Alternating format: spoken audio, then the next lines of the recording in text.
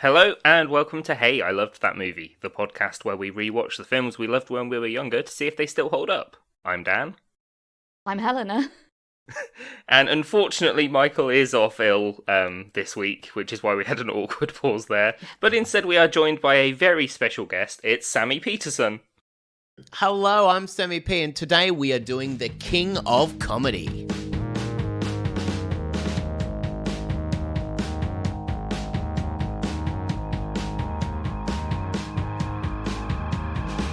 Is that? Pause the music, great. I was wondering if I had to continue for a while. No. No, it's all good. Give it 20 minutes, quick, go. Oh my God. Yeah, I realised. So when we do the introduction, normally Mikey goes second. So that's why Yes, yeah. I was like a deer in the headlight moment. I was like, that's not my cue. You're like, hang on. Now what? What is this? Is this the first episode that Mikey's missed? Yeah, it is actually, yeah. Oh, poor Mikey. Sorry I missed you, Mikey. No, I'm the resident flake. There's been quite a few episodes where I've not been in. But... Resident Flake is good. I like a Resident Flake. Yeah, that's Helena's nickname here. The Resident Flake. I have two guests on my podcast every week, and it can be a nightmare to schedule. So that's intense. I'm always about 8 weeks ahead because sometimes on the day someone pulls out, and so I always record 2 when I'm recording just in case there is a Resident Flake there. Yeah, we're normally like that as well with our regular episodes. We were until Christmas and New Year's when everyone was ill all the time. Yeah. And then it was like, okay, we actually have run out now. Yeah. We're done. We're gonna have to record, rain or shine. So King of Comedy. That's quite what's an old your history one. with this one? I just love it, and I know a lot of people would say that on the podcast, I just love it, but it is one of those films that I was shocked that it wasn't successful the time it came out, because I'm a film guy, I've made documentaries, I've always really loved film and TV. It's always been a real passion of mine. I could be described as a cinephile, and I just love it. For me, I've never really... I do like Martin Scorsese films, but a lot of the time I can get a little bit lost in some aspects of it, and sometimes there's too much violence and the story kind of gets away from me for a little bit. But there was just something about a guy that was obsessed with late night talk shows for me that was just so interesting, that you could see a guy who was clearly going through something and maybe a little bit mad. And then as it went on, he just...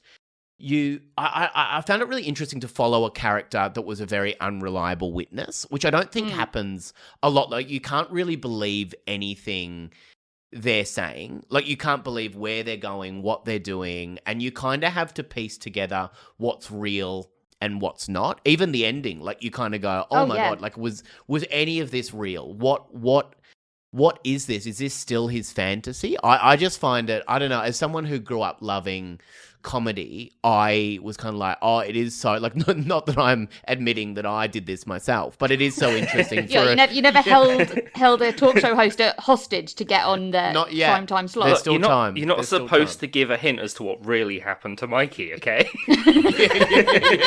I've heard he's fine. Everyone says he's fine.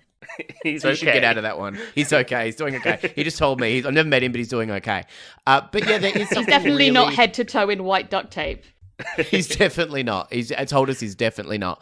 But there's something really interesting to me about a guy that lives with his mum, clearly has some stuff going on, and he has a wall painted with people, and he pretends that he's making his appearance as a comedian on a late night talk show. There was I don't know, there's just something that jumped out at me because I'd never seen a film like that before, and it kind of shocks me that it's a Martin Scorsese film.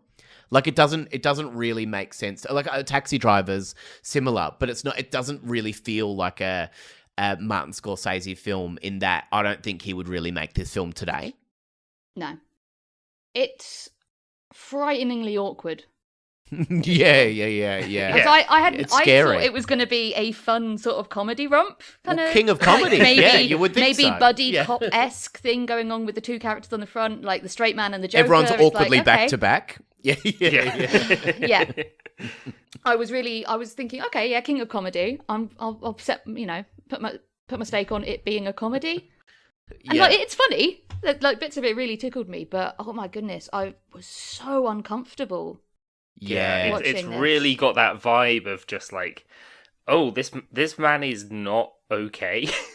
No one in this film is okay. But it's a really good look into like parasocial relationships and stuff like that, and like in terms of like being people big fans of podcasts, and we've started this podcast and we've managed to get people on that we're fans of, but it's like yeah, we never had to hold up anyone to get guests on the podcast. No, but like you should have. We've heard you several times on things, but this is your first time going, oh, there's these people that exist, I found it so interesting that you can watch a film like this and it is uncomfortable viewing.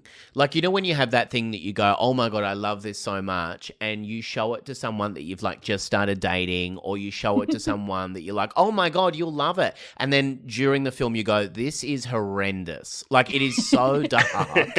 And there's not a lot of light in it. And even though you could describe it as kind of a comedy, it's so dark, and Sandra Bernhard in it is so incredible. Like, her performance is so incredible. She's phenomenal in this. She's phenomenal. Yeah. Definitely the highlight of the film for me. With her, like, absolutely. I mean, it's not even like descent into madness. It's like she starts pretty fucking slightly.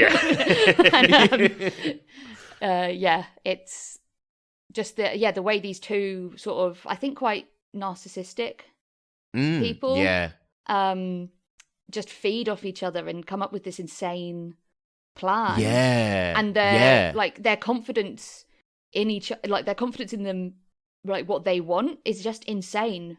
Yes. Yeah. But the fact that there's the two of them together is like greater than some of their parts, and it just because this movie goes from like, okay, that's a bit weird, to, oh my God, is this actually happening? Yeah. So it's such a twist. Like when they go from like she wants him to deliver a letter to Jerry, this like talk show host, confessing her love, and then it's like, okay, actually no, instead of delivering a letter, we're gonna hold him at gunpoint. It really takes a turn.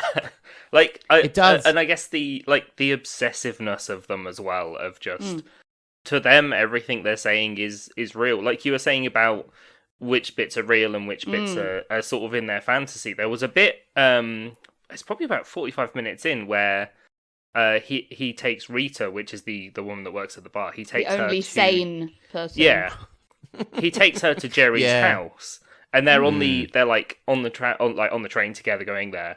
And I immediately was like, well, this is his fantasy, because before this scene in his fantasy, he was getting married to her. There's no way in her right mind that she would go with him anywhere.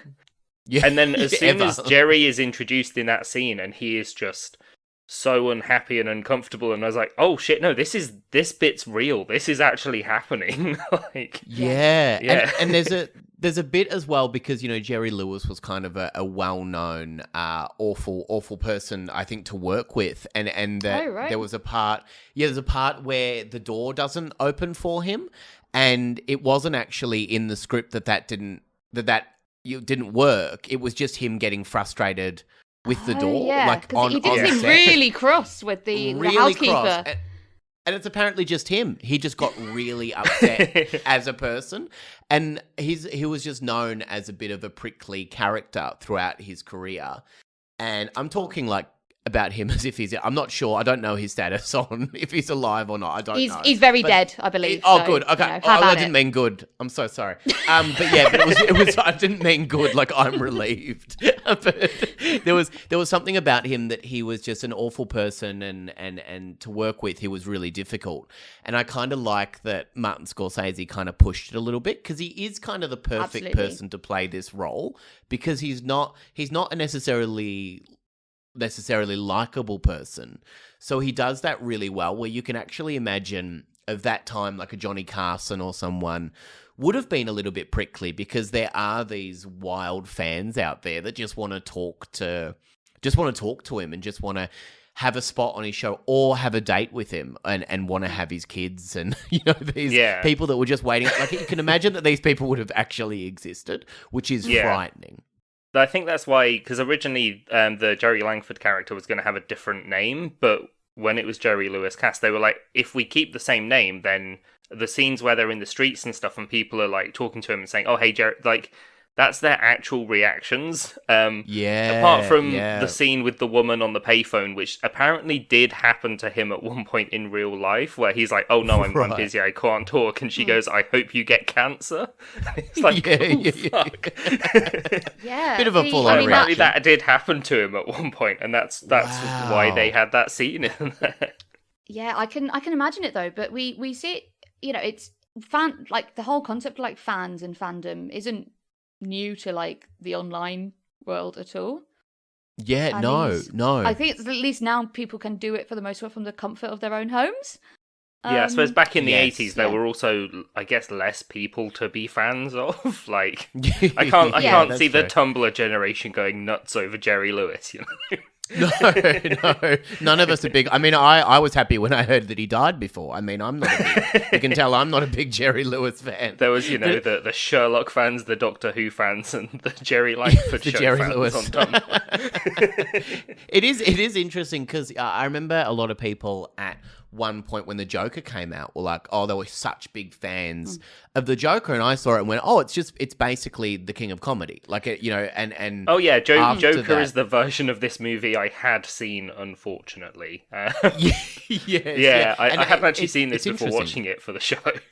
yeah, and it is interesting though when you watch the Joker and you go, oh, it's king of comedy, and then you realize that Todd Phillips said that basically he was inspired by Taxi Driver and King of Comedy, and you go, oh, it makes total sense because the ending of the Joker is the same premise as King of Comedy, and Robert De Niro is actually in it. He plays the talk show host, and so you're like, oh yeah, right. It's just a very different way to, I guess when you have the knowledge of this film, that kind of makes a bit more sense. But I still didn't like the Joker. No, I'm never gonna like the Joker. I didn't actually. I never got around to seeing it. Inspired by is a strong word. I think remade is the word you're looking for. Right. It sounds like I watched the better of the two by the sounds of things. Absolutely. Unfortunately, I heard too much about the Joker before I sat down to watch it, so then I was like, oh, I guess I'll just let this one pass me by. Yeah. I have a friend who has a film podcast, and I remember not liking the Joker and felt so weird about not liking the Joker because everyone seemed to like the Joker, and then he said he didn't like the Joker, and I had like this relief that kind of washed over me, and I was so happy that he didn't like it because I was like, I thought we all had to like it, and it was like, no, you don't have to like any film, and I was like, oh. I had that recently with Saltburn as well. That's the most overrated piece of shit I've seen for a while. I really enjoyed Saltburn. So. I like bits of Saltburn because I hadn't heard anything about it before I watched it. And then as it was going, I was like, oh my God, the horrors. Like, it changed. It changed very quickly. And I kind of think the descent into madness is kind of a interesting thing, and it's like, like you think about like King Lear and things, and you go, oh yeah, you can kind of see a journey there where this film is so wild right from the start, and you have no idea why he is the way he is. And I wonder now if it got made, if there would be like, oh, maybe we should explain a bit of his backstory, because I think they would. I think they would do that now. I think they'd go, oh, he lives with his mum. What's his mum like?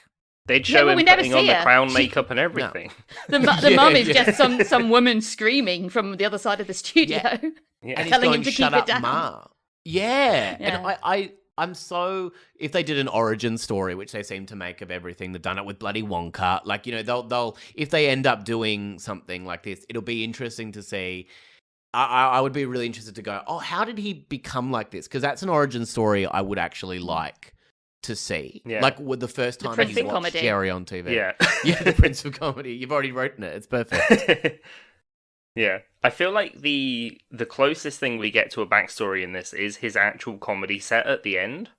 Oh, because it feels like he is being genuine at that point. And like, does it?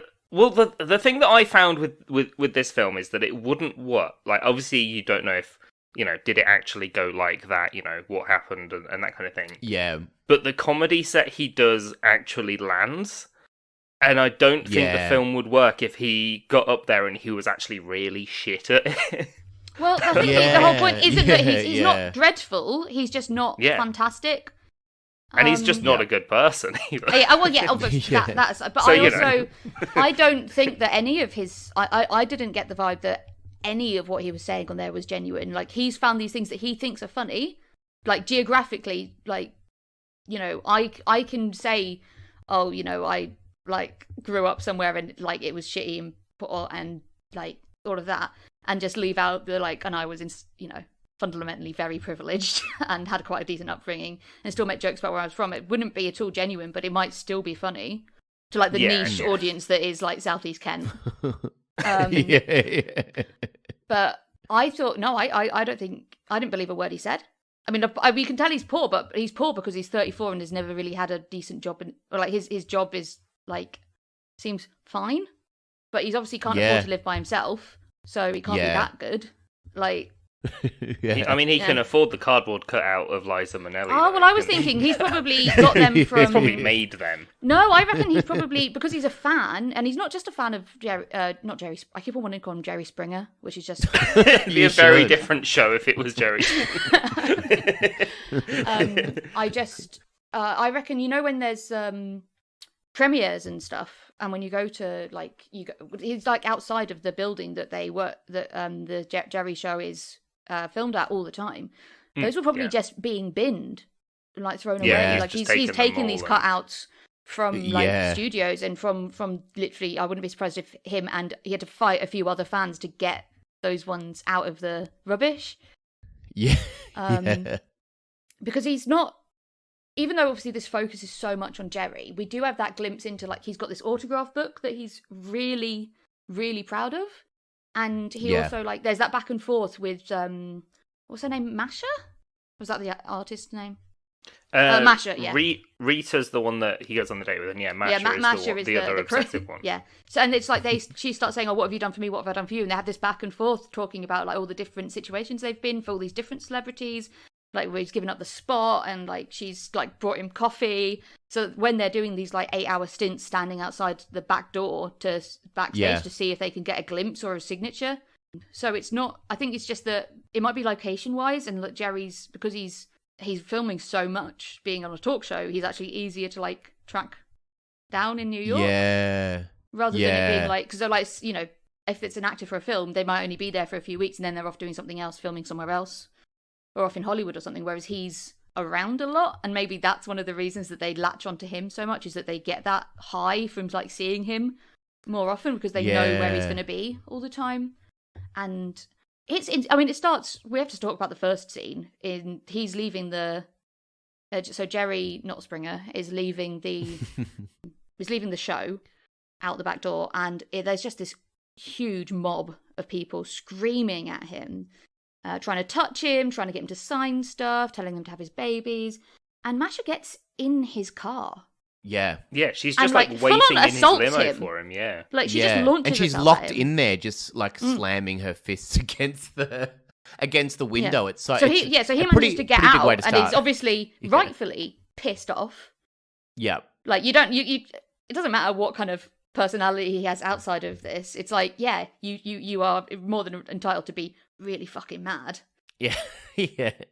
But so then she probably screams at him, and she's locked in the car, and she's not screaming because she's locked in the trunk, she's locked in the bag. She's screaming because she hasn't been able to get what she wanted, which was to somehow, I guess, seduce Jerry involuntarily. And he's going to get in the back of his limo and immediately think she's the one for me, and they go off. And, she's amazing. That's all love stories start. It's very romantic. And it's well, that was really bad. I hope they don't let that happen again, because that would be really rough for him. And then so she gets dragged out, very much dragged out as well, which I thought was good. They didn't pussyfoot around the being quite violent with someone who's doing something equally violent.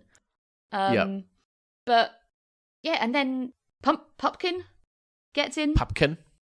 Yeah, he's Yeah. kind of acting Robert De like Niro? he's trying to help and keep everyone back and stuff, and he's like acting, I guess, sane in that moment. But Yeah, because I guess he wants Yeah. to be the hero, and he thinks he's a friend of Jerry's. Like he's always been Yeah, a friend of Jerry's, so he's like trying to be the cool one, even though it puts her in a really bad light. Mm-hmm. yeah, I guess So, it's yeah, he just throws one her under upping the on bus. the wild person. Yeah, yeah. But also just the audacity of getting into someone's car and like being like, right, Yeah. okay, well, I've got you captive. I want to talk to you. Like, I want to be on your show. It's a really good idea. Like, have you got any pointers? And it's like, what we find out is that this guy hasn't even done a set anywhere. He's not. Yeah, He's not a yeah. professional comedian. No. Like, he's not even at like the start of his career. He's all or nothing. He's like, his big idea is that his debut should be on the Jerry Show.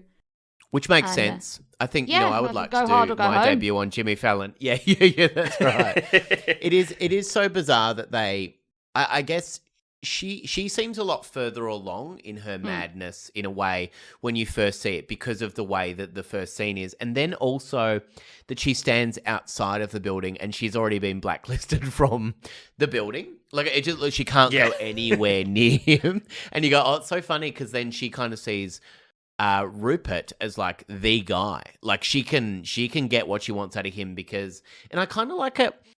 There's something very interesting about it, and it's a great choice, I think, for them to go, oh, it'd be amazing if she kind of believed that he was actually friends with him for a little while. Like, it kind of doubles down on her own madness that you go, that she kind of goes, oh, wow, yeah, you are.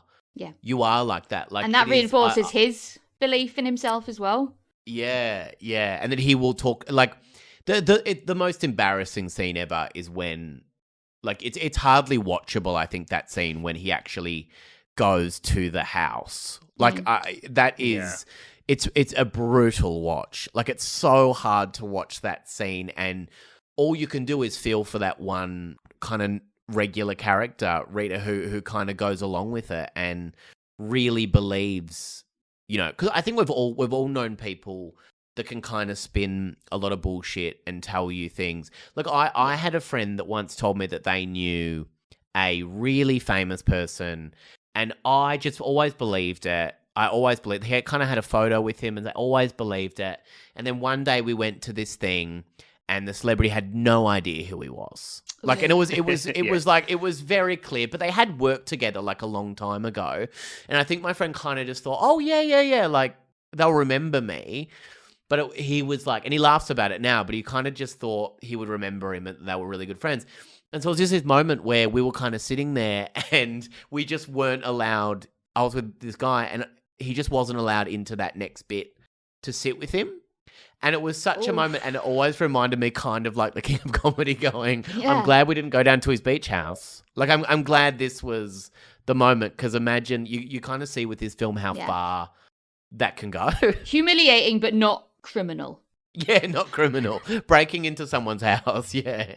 That is that next level. And I just find it really interesting that, you can kind of imagine this playing out, like you with people who kind of believe that they know someone, or you can actually imagine it happening. So those scenes aren't wildly out of the ordinary. Like, this isn't it's not like this is a really unbelievable film. It's kind of scary in the way that you go, oh, like this could absolutely happen. Yeah, at any point. It's so much about like stalkers breaking into people's houses and all that kind of thing. Yeah, and it's getting. I suppose it's so much easier to track people down and find out where they live and all that kind of thing now. And it does still happen. It does. Not quite, exactly as the film, but it's one of those things though. I mean, obviously podcasts slightly niche. I think maybe not quite the same. I hope. I mean, I'm yet to be stalked, so touch wood. Fingers crossed. any day now. But they do. When you listen to like, there's podcasts that I've been listening to for like 7 or 8 years, and like in my mind I'm like, I feel like I know these people, but I think the rational part of my brain is like, no, you're a fan, you're one of many to them. Sure, every now and then you might communicate with one of them on like Facebook or Tumblr or Twitter Yeah, or yeah, whatever. yeah. But ultimately, you are one of many to them, and that's what it is. Well, I did it the other day. Look, I was at a bar and I saw someone there that I listen to, I reckon, twice a week, and I've always got them in my ears. I know them, but I don't know them. Yeah. And I just made a comment to them about something that they spoke about on the podcast. Like, I'd had that conversation with them, and there was just kind of a weird look, and I went, "Oh, sorry, man. I listened to you. I know we didn't have that conversation, but it was because we were together. It wasn't like it was a weird thing, but I kind of get the parasocial relationship where sometimes I think I'm a little bit closer with people than I actually am. Yeah, definitely. But I think thankfully we've all got the majority of our marbles, so there's that. Yeah, you can feel it, see it, and understand it rather than just totally misinterpret it like these two have, where it's like, this person can't be so important to me without me being important to them. Yeah. And I think we kind of like, one of my favorite podcasts is Help, I Sexted My Boss, and I just love those two people, and like I would think, oh my God, I know so much about them, to the point where I would go the opposite way and I go, I never want to meet them, just because I just in case, because I think that I know too much about their lives, like just from listening to them and enjoying when you start asking stuff. after like their pets. Oh yeah, how's Mitzi doing? How was the vets last week? How are the rats doing, Helena? I know that's the question on everybody's lips as soon as they see me. How are the rats? I just find it really interesting that you could go that far. I think in my mind I go, oh yeah, so if you push it to the next level, that's kind of what this film is. Yeah. It's just escalation. And I always feel with films like this, it's really hard to end them because they're so extreme anyway that I think you can often be disappointed by an ending, and they kind of just go, well, the gloves are off. Let's just do whatever we want to do. Because you can't go anywhere. You can't just go, oh, and then they learnt their lesson and they were just completely sane and they lived a great life. Like, you can't do that with a film like this. Yeah, there's no coming back from what they do. Like, and I think it's good that so they hold up Jerry. The sort of loose outline of the end is that they hold up Jerry, kidnap him, use him as hostage to get Pupkin on the show, and for Masha to essentially sexually assault him. It's really, really bleak. And it is awkward. Like, obviously it's horrible, but it is like, it's one of those ones where I'm sat there thinking, like, if this was like gender reversed as well, how like horrifying this would be. And I think the only thing that the saving grace is that these two absolutely love to talk, so it's so long before anything actually happens that he's able to essentially, I mean, one, lamp her properly and then escape. Yes. Which is like fair play. Like, at that point, absolutely. I get it. We all get it at that point when he's running away. It's not like glorifying violence against women. It's like glorifying well, it's not even glorifying it. It's like self-defense is okay at that point. Like, if someone's held you up by gunpoint for hours, hit him and run away. That's pretty good. Get out. Yeah, it's fair enough. Yeah, it's pretty good. Once you realise the gun is fake, at least. Well, and he. Yes. Oh, but he's so stone-faced through that entire scene. He doesn't look. I guess one of the reasons it's less chilling is that, and it's more just awkward. At least in my experience of the film, was like, he doesn't really seem scared. Like, he's really like pissed off, and he's being really cautious, but he's like very much in like, how do I manipulate this? How do I get out of this situation? What do I have to do? Yeah. How do I keep them calm? Like, he's very calculated, and it's almost like this isn't his first rodeo with being held up by stalkers, and it's probably, I mean, hopefully it is, but it's like, maybe because he's been through this isn't the first time he's had a stalker. This isn't the first time people have like molested him or, gone after him. Like, it's very clear that he has, like, this has been going on for a while with various different people. Yeah, and he can kind of use his knowledge of that to be like, what can I say to this woman to help me get out of here? Yeah. Like, you know, she'll believe pretty much anything he says. So how can he manipulate that and use that for his own sake and use it to get out? Like, what the I mean, absolutely. It's light-hearted, as light as this film ever really gets, which is dim, very dim. Yeah, but, like what it did make me laugh. I think so. You're just so desperate for some comic relief as well at this point. Was when so he's taped up to the nines, like he is more taped than man. And she taped to this chair so he can't escape. And then she's like, basically, we're gonna have sex on the table. I can't believe this is actually happening, and he's just sat there like, fuck's sake. And she's like, he's like, not again. He uses like his weird, sexy talk show voice to just like remove the tape. And she's like, okay. Yeah. And it just takes her so long. Yeah. And it's just didn't think that one through, did you? Well, it's obviously her fantasy as well. Like, it's everything that she's dreamed of, and she's planned out every little detail of this. I kind of think, and I don't know if this is true or not, but I feel like there is a reference in all TV shows. There was a TV show called Entourage back in the day, which I remember when I was like a teenager, it was really big. And I feel like Vinny Chase, the main character, I feel like his fake name is Rupert Pupkin in Entourage, which I don't know if that, I can probably look it up right now, but I feel like it's kind of been a hit with the industry, but not with lots of people. Oh yeah, Rupert Pupkin Entourage. Here we go. This is on Reddit. Wondering if anyone else in this sub noticed. I noticed. I'm probably the only one. There's two of you. Yeah. So I don't know. I just find it really interesting that this kind of became big in the film and TV world, and everyone kind of knows about the film, but it wasn't like this huge smash hit. Like, it wasn't it was a flop, all things. It was a real flop. But even if I say King of Comedy to people, no one really knows what it is. Yeah, or people. I hadn't heard of it. Yeah. No, I'd heard of it before, but I'd never actually, never seen it before. All I knew was like, this is the I guess open brackets inspiration for Joker. Can you imagine though taking a girl out on a date and being like, let's go and see this fun new thing, King of Comedy, and you just both sat there in silence, and then you're at the diner later eating ice cream in silence, and then you're like, so next thing you know, you take to the chair. Is that what you think a good film is? Is that what you think? Do you relate to this character?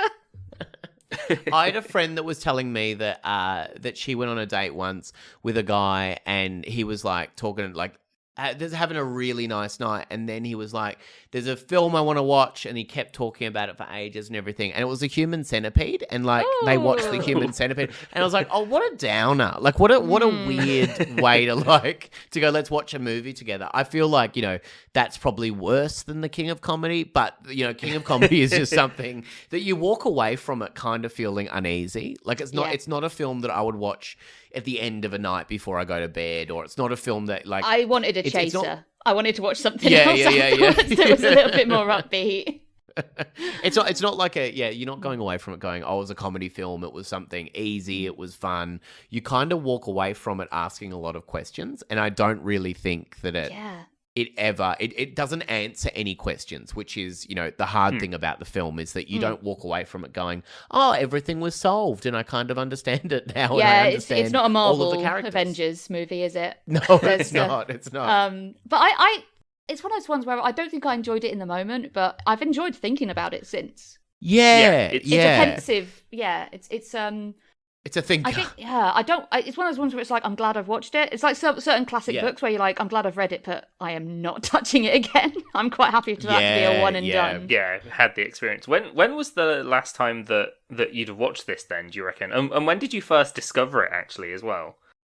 I think I discovered it like maybe 10 years ago or something. I think a friend, I think it was like looking at films about comedy. Like, I think it was like, Yeah, I think a friend recommended it as a great film about comedy and madness, and I was like, "Oh, great!" And I watched it, and I remember I didn't really like it when I first watched it, but I would watch it at least. But I would watch it at least once a year. Like I watch it once a year, and I show it to people if I know that they'll like it. Now I don't, but also I'm very easy to go. We can turn it off any point if you don't like it. But it is one of those films that I think I've probably watched about 10 times, maybe more, and I always get something else out of it. Like it's a film that really makes me think, and I just think about it. I don't know. There's always something, and I think maybe being in the comedy world for like a long 12 years now, it's a long time to kind of have seen different elements of that comedy world. Like not that it's exactly the same, but it's certainly seen bits and pieces of different parts of that comedy world and people who really love it and people that, kind of, I guess the parasocial relationship and also how mad it is and how no one in it really has a story of redemption. There's no arc in there where you're like, oh, they all come out on top, or you don't even know what happens to Sandra Bernhard. You don't really like it. It's not really explained at the what happened to her. Like we kind of have Rupert. In my mind, maybe intense has a happy psychiatric ending. support. Yeah, I think so too. Even Jerry, it's just like as soon as Rupert has hit the big time, it's just all him. Like there's nothing else. There's no Jerry kind of continues his show and gets stalked 4 times a week and all that kind of thing. He's just business as usual. It's just focusing on Rupert and all of the, like you say, it presents it as he's gone to prison, but then this was a televised event. He writes a book about it. He becomes this big famous guy. Yeah, or does he? Yeah. Yeah. I think that's the two types of fans, I guess, super fans that are in this film. There is the one that's in love with Jerry and the one that sees Jerry as a tool to get what he wants. Like he's in this aspiration, he's a goal. He wants to be as big as Jerry. Or essentially he wants to be Jerry, but he doesn't actually value Jerry as a person, or as he doesn't want to be his best mate because he's so obsessed with him as a person. It's about his success and his fame, and that's what this guy's after. So of course, as soon as he's got that, he's got no use for Jerry anymore. And that one of the early fantasies is of them eating lunch together. And is it one of the first ones where it's that's the first time we see something that we realise is definitely not true? And they're having lunch. It's just after it's one of the first scenes. It's after he's said call my office once he's been kicked out of the limo. Yeah. And they have lunch, and it's Jerry begging him to come and host the show for 6 weeks so that Jerry can have a holiday, and then which is obviously a privilege. It'd be great, but it's he's having to beg, and it's Jerry's basically on his knees, asking please do this for me, and then someone comes up and asks Pupkin for an autograph and doesn't even acknowledge. And Jerry. Even in that scene, that's when it starts kind of flicking back and forth to him actually just sitting in the basement talking to himself. Yes. Yeah.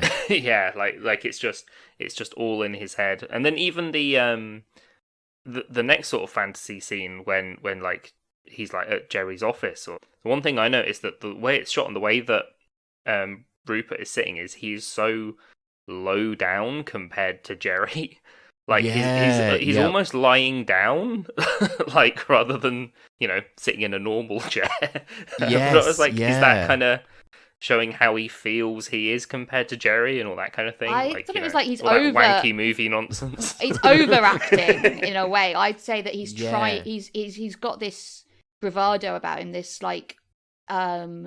he's on. He's in talk show host mode because he's desperate to prove that that's what he can do to Jerry. So that's why he's super relaxed, super chill, when we know in fact his brain is probably going about 8 million miles an hour, desperately analysing how he can manipulate the situation. Or maybe that's giving him too much sort of intellectual credit. I don't know. It's you can't trust the narrator of this film at all. And No. just because we see him sitting there like that doesn't mean that's how he actually was. Oh no, that whole scene doesn't happen. It's just in his head when he's, that whole segment of him where he's like taking the tape into and like he's just waiting for Jerry constantly. He's like, no, I've spoken to Jerry. He knows I'm here, and he doesn't realize he has to go through these producers and all sorts. Which is sad just because to actually, what he forgets is that I know we find out that Jerry just said it to get rid of him, but he does say like send in a tape and ask for. Is it Claire or something like his the person at director the or front something? desk. And like and he's but he just doesn't want to do that. He's like, no, I don't want to speak to him. I want to speak to Jerry. Yeah, it's like they do he's, give him a in good way, chance. And he totally obviously he squanders it because he's going down a very dangerous psychiatric path. But it's the same. It's like if he'd done what they said, if he'd taken any of that advice that they gave, it was like, look, you're not ready. You could be like, give yourself a shot. Like, go and do some go and work, go and be a comic for a bit, and then we'll listen to you again once you've sort of refined your material.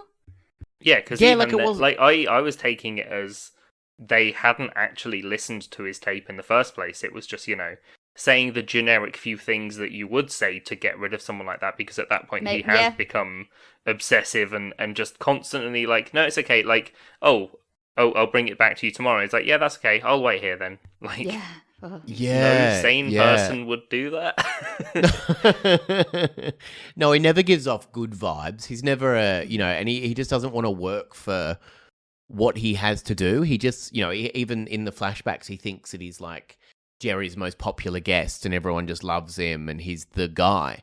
Which is so bizarre. Like, he doesn't want to put any of the work in. He just kind of wants to have everything. He's obsessed with having the big break, but is totally ignorant to the fact that most people's big breaks comes after 5 to 10 years of pretty hard work and grafting and like getting to know people, networking. He's not into it. He's not into it. Why do that when you can skip the queue? Yeah. And that, I think for someone who's quite, this sounds awful. That was just the most awful sentence I was about to say. Quite humble. Calling yourself humble just doesn't really work. But I really struggle. I mean, that's what podcasts have been good for my self-esteem. To be fair, is like actually people saying that they enjoy it and stuff like that's been like, oh, that's nice. Because I don't know if it's just a British thing as well, where I'm like, you can't say you're good at anything or like have a high opinion of yourself. No, it's an Australian thing as well. It's like otherwise you are a bit of an arsehole. Yeah. So just watching this guy with this unbelievable amount of totally unfounded confidence, it's mortifying. Yeah. And I'm just like, I couldn't. It is. Like, oh my goodness, the confidence is. I mean, it's insane. It's literally insane. But it's. Oh God, I would love to have a taste of it for like a day. Yeah. Just feel like $1 million and know deep in my heart that I can make it as like this, huge TV and film star. Yeah. If you wait in an office for long enough and refuse to leave, you too could do that. Oh, I'm glad you said that. I'll, It's a great how-to guide. Don't check in your hallway. That's right. It's the same with when we've sort of approached people to be on the show, and sometimes maybe we've overestimated ourselves, but it's like it's worth a shot. Of course. Yeah. And sometimes you just don't hear anything. You just get completely, or you get a yes, but then just nothing past that, and it's like that's always a little bit more like it just brings you back down to reality. Yeah. But this guy, he doesn't perceive any of these rejections. No. There's no learning curve at all. No. Yeah, I like it that there's no learning curve. Like it's like he doesn't get better. There's no redemption in there that he's going to be a different person either. Which a lot of stories have that arc where you go, oh yeah, right. Like in a regular film, if there's two characters, they'll have a fight halfway through, and then they're going to get back together. And there's none of that. There's no arc in this where you go, oh yeah, right, he worked it out, and he's a better person now. Yeah, like a lesser version of the film would have kind of. I feel like it could have been like they'd pair off the two and say like the Masher and Pupkin together, and they like learn from each other. And it all works out in the end where they bring each other back down to reality, and actually they're enough for each other, and it's all good feelings. And no, instead it's like they ramp each other up, and they both go like the last thing we see with Masha is her running down the street screaming in her underwear. Yeah. And that's it. It's never. She'd never come back. Yeah. Yeah, because ultimately it's about yeah. Pupkin. She's another tool for him, and she treats him the same way. She doesn't even like him. It's very apparent. No. Like, neither of them like each other, but they'll use each other to get what they want. And she's got money. Exactly. I Common think in goal. it. Like she's she's quite wealthy in it. And I don't really understand where the money... Like, I want to know her story as well, which you don't actually get to know anything about her. Rich heiress kind of vibe. Rich distant parents. And she's like, my parents never told me I love them, and I'm fine with that. And it's like, are you, babe? Are you? You sure? You, sure? You don't think there's anything there? But yeah, we get so little of her. Like, I think we know, she had cold parents and likes knitting. Yeah. Yeah, and that's it. That's all you get. It's more than enough. Mm. Yeah, even like another version of this where they give him his tape back and he goes, okay, I'll go and do the local comedy scene and build like there was never a point in this movie where I was like, he's gonna do that. No, instead he'll fucking kidnap Jerry and use that to get what he wants. The only way. He doesn't even want to be a comedian. He just wants fame. No. Because we don't see any of his jokes until the sketch at the end, or the last bit, the talk show thing where he's managed to, literally blackmail and hostage hold his way onto TV. Yep. That's the first time we actually see him do any comedy, because other than that, it's either it's cuts or it goes to like he's just laughing in his head about something funny that Jerry has said. There's not any of his own jokes. No. And, so it really doesn't show you if he's any good or not, which I think was which you don't even realize. Even at the end, you're kind of like, is he good? Like it's hard to know. Like, as well as if he had a modicum of like sense, maybe he could have been. Yeah. But it's also so hard to tell because the jokes at the end, I really like the sketch because it's such geographical humor. Yeah, from a place I'm not from. And then the kind of suburbs of suburbs kind of thing. It's like, is that funny? I don't know. Yeah. Like that could actually be really on point, and like everyone agrees, but we're not going to know. The vast audience isn't going to know. It's got a laugh track, but then it's like, if you know anything about live performances, they just tell you, just laugh. Even if you don't get the joke, laugh, because you might get it later.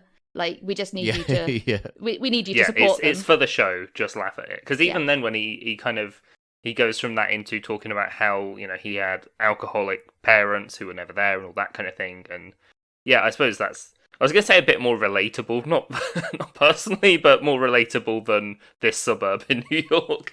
That's the thing, though. Is it even true? Like, I don't think his parents are abusive or alcoholic. I think his parents are probably really fucking fed up with him. Yeah. That's why he's living in the basement. That, loving. She's not kicked him out. Yeah. So that says something. And it's probably not his income that's supporting them both. I mean, is she even real, though, either? God, are you sort of seeing some kind of Norman Bates thing going on? I don't know, maybe in his head. I guess she is always just interrupting him and telling him to stop, so maybe she is the real scene, character. But his mum is actually just another film star cut out that is sat at the breakfast table. Making dinner. But it's a curious one because so uncomfortable to watch, and I wasn't cross that you made us watch it, but it was just like, this is hard. Pretty it's heavy, considering that I'm not sure what order these come out in, but our previous was it The Devil Wears Prada. Interesting film, but it was like ultimately is pretty feel and comparatively light. Yeah. Comparatively, to anything I think is light to this film. Well, I remember I made us watch The Hills Have Eyes because I liked the cover art. Right. Yeah, that was for our. This was too scary, so I didn't watch it. Miniseries. That one was a lot, but this one's this is a close second for like how. I think the closest intense. one I can think of for this is we had a guest on recently who we did the movie Jack, which is that Robin Williams one. I flaked for this one. Yeah, you were ill during that one, but it's like, oh, Robin Williams, and he's got the mind of a child, but in a man's body. That's going to be really funny. Mm. And it was dark and depressing and weird and just really fucking weird. And that was the same sort of vibe from this. Where I mean, I kind of knew going in that it was going to be a little bit more kind of, I guess, psychological and a bit weirder. But with Jack, from the get-go, I was like, oh, this will be really funny. It's Robin Williams. I'm going to have a great time. And then I'm just sitting there like, Yeah. It is essentially a psychological horror, this film. Yeah. And I don't know if I'm just projecting, because I work, because, I mean, obviously, we're grateful for all our Patreons. Not quite not working yet. And I work at a psychiatric hospital. Right. So I see everything through like this lens of like being hyper aware of a lot of mental illnesses, and I'm sitting there and like proper backseat diagnosing these people the whole time, and I'm like, is that can't be a unique thing to me? Like, surely it's very apparent, but I'm just there like, okay, nice narcissistic personality disorder, antisocial. Okay, there's quite a lot going on there. Maybe emotionally unstable disorder. Okay, yeah. The film should have been called "There's a lot going on there." Yeah. It's funny because you have that, and I'm watching a film, and I'm like, oh, that's a cool fish. Because my job is a bit less impressive, but yeah.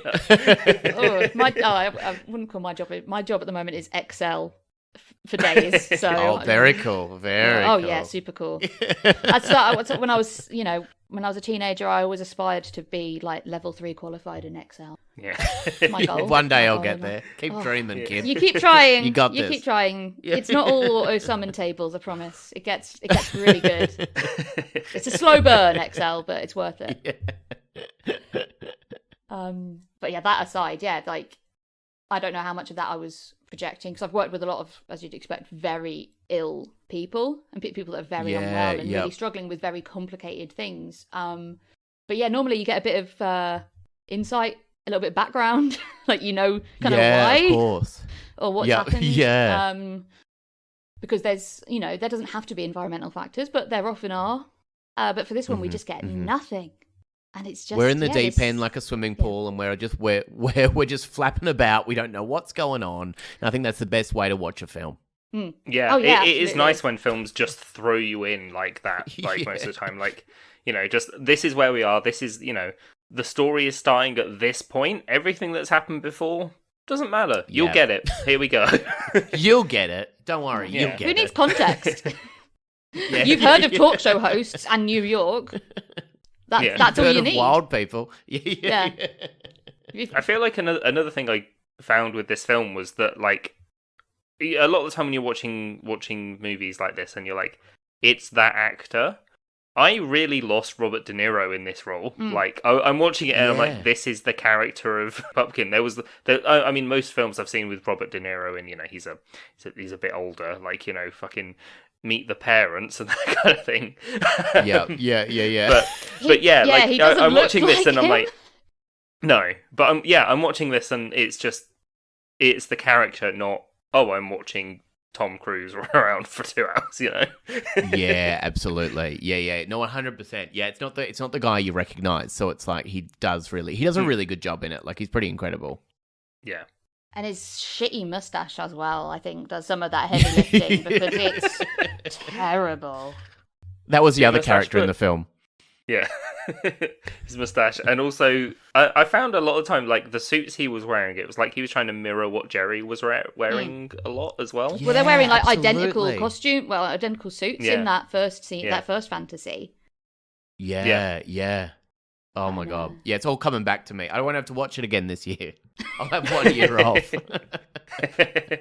But it's, it was a real, it's a pretty wild ride. It's one of those ones where it's like, this isn't one that you bring people around for a popcorn party.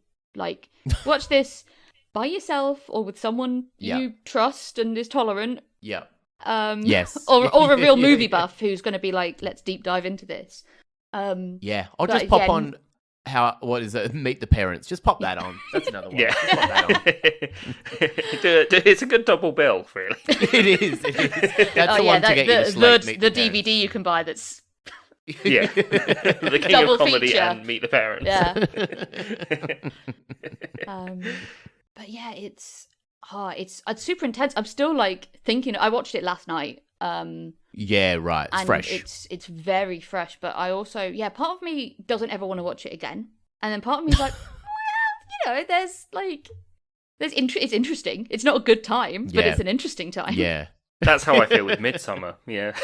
Yeah. Like I've seen it. I'm fine with that. But part of me is like, I kind of want to watch it again just to see what I missed. Like. Yeah.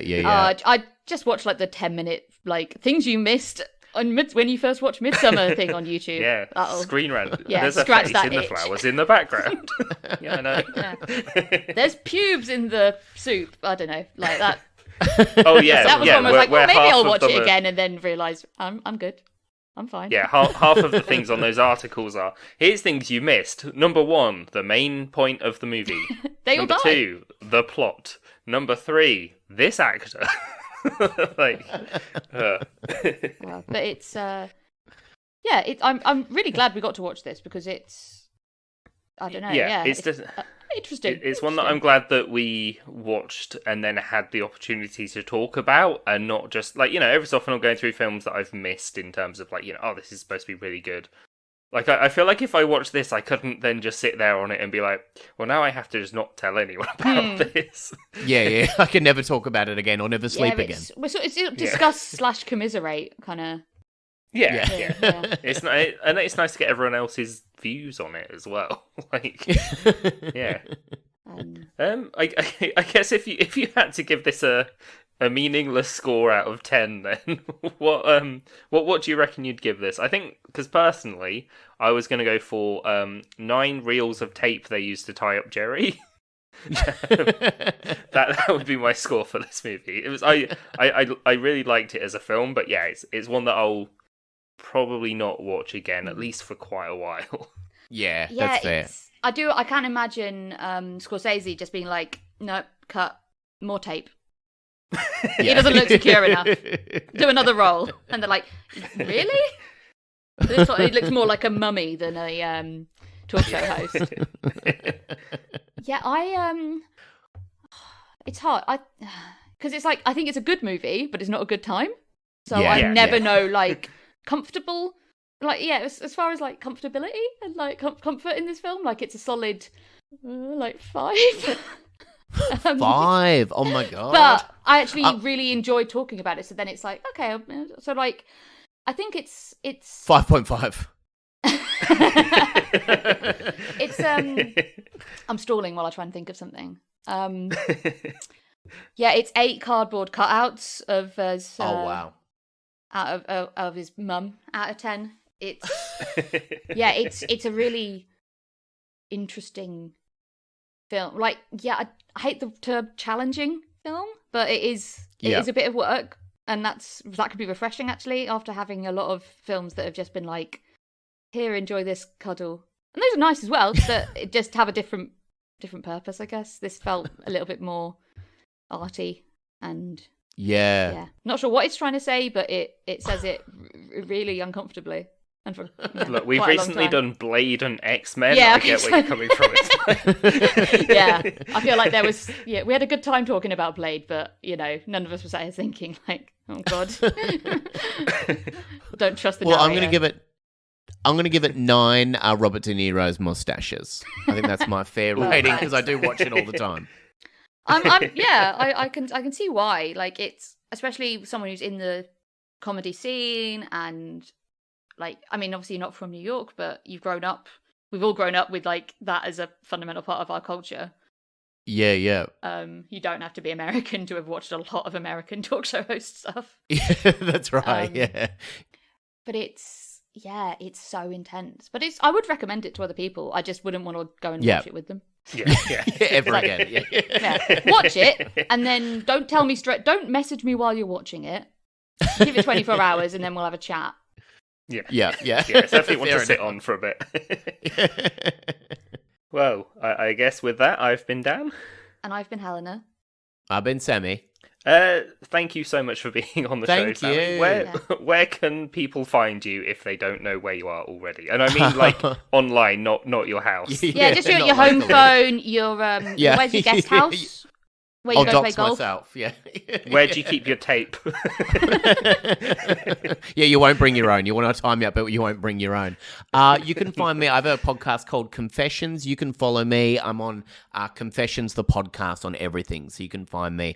It's where I read online confessions on reddit.com every single week, or Am I the Arsehole threads. And just people just look horrified while I read that to them every week. It's a wonderful, wonderful part of my week. Yeah, I have listened to quite a few episodes of that. It's a really good time. Also, like you recently did an episode of Do Go On, which is really good. I did. I think I did 2 episodes recently. I did a report, and then they read me a report recently as well, and yeah, so that was a lot of fun. I love Do Go On, so it's always fun to kind of go on there and read a report. And I actually wrote one this time. I actually did some work, so that felt good. Felt powerful. Yeah, as long as your next confessions, I'm worried, is going to be, am I the arsehole? I held up a comic to get my friend. That's right. But then he ran away and I'm really confused. That's all I'll do from now on. Well, you can find this podcast on social media at Hilton Pod. That's at HILTM Pod. We're on Discord if you want to come and chat to us there. Let us know what you think about this film. I guess... Yeah, give it a day or so after watching it, though. We also have a Patreon if anyone wants to support the show. Normally, Mikey comes up with a fun thing that we're doing for the Patreon based off of the movie, but he's not here, and I don't know what we would do. I reckon either Prince of Comedy or Therapy for Masha. Two good causes. Fair. I think we invest in tape and hope for the best.